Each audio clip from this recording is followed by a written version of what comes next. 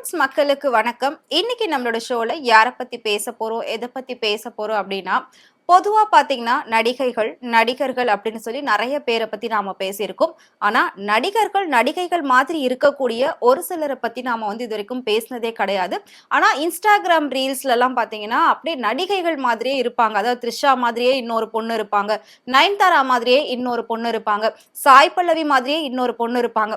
ரீசென்ட்டா கூட சௌந்தர்யா மாதிரியே இருக்கக்கூடிய இன்னொரு பொண்ணு பயங்கர ட்ரெண்ட் ஆனாங்க. பொதுவா சொல்லுவாங்க, ஒருத்தர் மாதிரியே கிட்டத்தட்ட 7 பேர் இருப்பாங்க. அதாவது ஒரே முக ஜாடை கொண்ட 7 பேர் இருப்பாங்க அப்படின்னு சொல்லுவாங்க. ஆனா அவங்கள யாரும் நம்ம நேர்ல பார்த்திருக்க மாட்டோம். நம்மளோட ஃப்ரெண்ட்ஸோ இல்ல தெரிஞ்சவங்களோ நம்மள சுத்தி இருக்கக்கூடிய யாராவது நம்ம கிட்ட எப்பயாவது சொல்லியிருப்பாங்க. உன்ன மாதிரியே ஒரு பொண்ண நான் அங்க பார்த்தேன் அப்படின்லாம் சொல்லி. சோ அந்த மாதிரி கிட்டத்தட்ட ஒருத்தர் மாதிரியே 7 பேர் இருப்பாங்க அப்படின்னு சொல்லுவாங்க. அது கண்டிப்பா பொய்யே கிடையாது.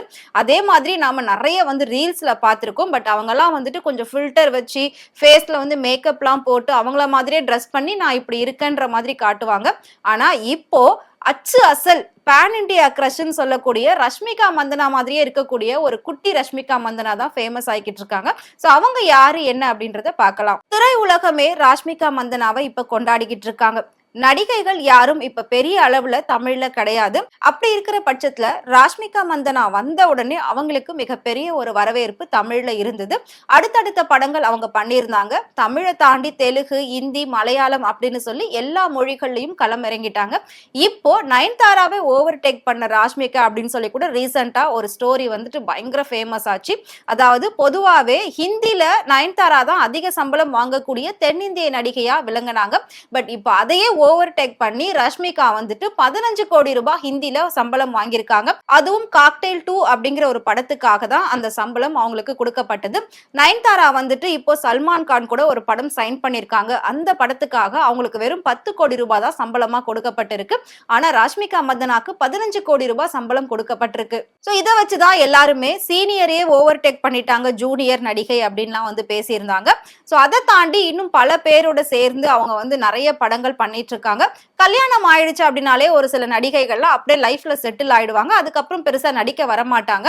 ஆனா ரஷ்மிகா மந்தனா கல்யாணத்துக்கு அப்புறம் தான் நிறைய படம் சைன் பண்ணிருக்காங்க. சோ நிறைய ஆட் ப்ரமோஷன்லயும் அவங்க சைன் பண்ணிருக்காங்க. சோ அடுத்தடுத்து நாம தொடர்ந்து அவங்கள பார்த்துக்கிட்டே தான் இருப்போம். நான் சொன்ன அந்த காக்டெயில் படத்தோடைய ட்ரெய்லர் ரிலீஸ் ஆகி ரசிகர்கள் மத்தியில மிகப்பெரிய ஒரு வரவேற்பு இருந்தது. இந்த படம் ஜூன் 19ஆம் தேதி தியேட்டர்ல ரிலீஸ் ஆக போகுது அப்படின்னு சொல்லி ஒரு அபிஷியல் அனௌன்ஸ்மெண்ட்டும் கொடுத்திருக்காங்க. சோ இந்த சூழ்நிலையில தான் சோசியல் மீடியாவில் ரீல்ஸ் அப்படின்றது பயங்கர ட்ரெண்டா எல்லாருமே நம்ம விரும்பி பார்க்கக்கூடிய ஒரு விஷயம். சோ அந்த ரீல்ஸ்ல பாத்தீங்கன்னா ஒரு புதுசா ஒரு வீடியோ வந்தது. அந்த வீடியோ தான் எல்லாருடைய கவனத்தையும் ஈர்த்திருக்கு. வீடியோல இருக்கக்கூடிய அந்த பொண்ணு அப்படியே அச்சு அசலா நடிகை ராஷ்மிகா மந்தனா மாதிரியே இருக்காங்க அப்படின்னு சொல்லி அவங்களோட ரசிகர்கள் எல்லாருமே சொல்லிட்டு இருந்தாங்க. இந்த விஷயம் பல பேரை மிகப்பெரிய ஒரு ஆச்சரியத்துல ஆழ்த்திருக்கு. ராஷ்மிகாவோட சாயல்ல இருக்கக்கூடிய அந்த பொண்ணோட வீடியோ தான் இப்ப சோசியல் மீடியால பயங்கர வைரலா போய்கிட்டு இருக்கு. சோ ராஷ்மிகாவுடைய திருமணம் அப்படிங்கிறது ரொம்ப பிரம்மாண்டமா நடந்தது. கிட்டத்தட்ட அவங்க 2 பேருக்குள்ள கெமிஸ்ட்ரி பயங்கரமா ஒர்க் அவுட் ஆகும். அதை பார்க்கக்கூடிய ரசிகர்கள்லாம் அப்பா இப்படி ஒரு கப்பிள்ஸ் இருக்கணும் இருந்தா, சோ இந்த மாதிரி கியூட்டா இருக்கணும் அப்படின்ற மாதிரி எல்லாம் எல்லாருமே அவங்களை புகழ்ந்து பேச ஆரம்பிச்சாங்க. அவங்க 2 பேருமே எவ்வளவு பெரிய ஹீரோ ஹீரோயின் ஆயிருந்தாலும் எவ்வளவு கோடிகள்ல சம்பளம் வாங்கினாலும் சோ கல்யாணத்துக்கு அப்புறமா நாங்க கிராமத்து வாழ்க்கையை தான் வாழ விரும்புறோம் அப்படின்னு சொல்லி ஹைதராபாத்லயே பாத்தீங்கன்னா ஒரு ஓட்டு வீடு மாதிரியான செட்டப்பை கிட்டத்தட்ட 15 கோடி ரூபாய்க்கு வாங்கியிருக்காங்க. வாங்கி ஒரு எளிமையான வாழ்க்கையை தான் நாங்க வாழ போறோம் அப்படின்லாம் சொல்லிட்டு ரீசெண்டா 2 பேரும் பேசியிருந்தாங்க. சோ அதுக்கு நடுவுல பல பேர் ராஷ்மிகா பிரெக்னெண்டா இருக்கிறதாவுமே சொல்லியிருந்தாங்க. பட் அது எல்லாமே ஃபேக் நியூஸ் தான். அவங்க பிரெக்னென்டாலாம் கிடையாது. இன்னும் அடுத்தடுத்த படங்கள் அவங்க பண்ணிட்டு தான் இருக்காங்க. ராஷ்மிகா ஒரு குட்டி நாய்க்குட்டி வாங்கியிருந்தாங்க. அதை தான் தன்னோட குடும்பத்துல 3வது உயிர் அப்படின்னு சொல்லியிருந்தாங்க.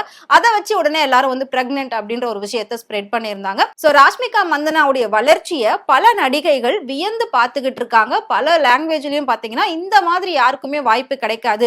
இவ்வளோ ஒரு குறுகிய காலகட்டத்துல இவ்வளோ கோடிகள் சம்பாதிக்கக்கூடிய நடிகையா ராஷ்மிகா மந்தனா வலம் வந்துட்டு இருக்காங்க. சோ ராஷ்மிகா மந்தனா விஜய் தேவர்கொண்டா ஜோடி உங்களுக்கு பிடிக்கும் அப்படின்னு நினைச்சீங்கன்னா மறக்காம அவங்கள பத்தி கமெண்ட்ல சொல்லுங்க. இதே மாதிரி சினிமாவை பத்தியும் நடிகர் நடிகைகள் பத்தியும் டே பை டே இன்ட்ரெஸ்டிங்கான இன்ஃபர்மேஷன் தெரிஞ்சுக்கணும் அப்படின்னு நினைச்சீங்கன்னா மறக்காம ஃப்ரெண்ட்வுட் சேனலை ஃபாலோ பண்ணிக்கோங்க.